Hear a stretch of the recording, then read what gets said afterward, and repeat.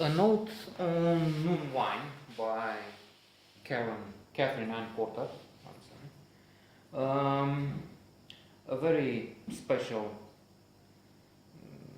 fabulous work, which I was surprised to see listed as a novel. Looking on the internet, it's true short novel, but I thought it's in the domain of short stories. Notwithstanding this definition, or considering one or another definition, this is fabulous. Even if from one point on I was sorry to see how events develop. I empathized both with Mr. Thompson and the Swedish worker. So we have this situation wherein at this farm a stranger comes asking for work. And as it happens, the farmer needs help. He says that he had two African Americans. He called them with a different name and they had a different attitude at the time, alas. But he had them working for him.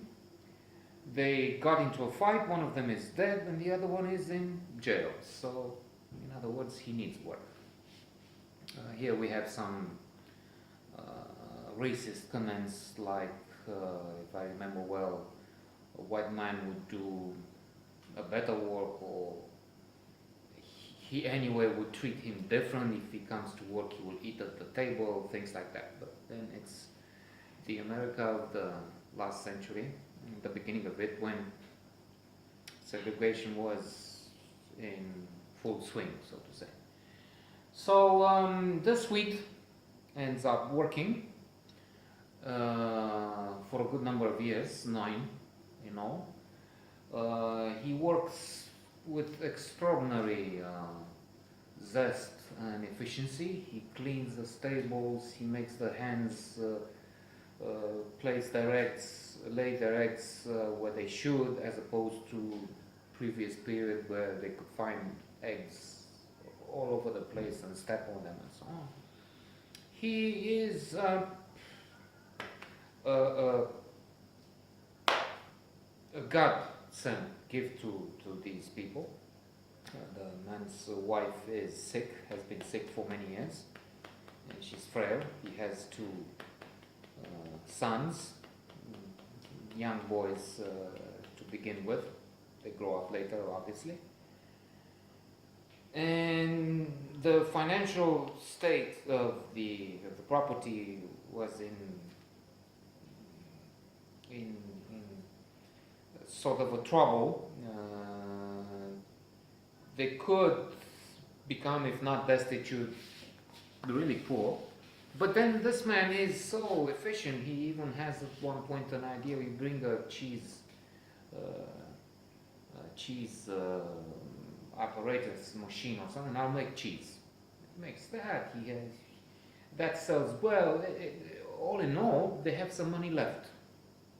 They make a small profit. So it's very wonderful. There is only one. Well, in fact, there are a couple of more aspects regarding this guy that are not so wonderful. One, in fact, is causing worry. One is that he doesn't speak. He in all these years, maybe he said 50 words or so. At the table, he doesn't speak. When asked about the weather, about anything, he's really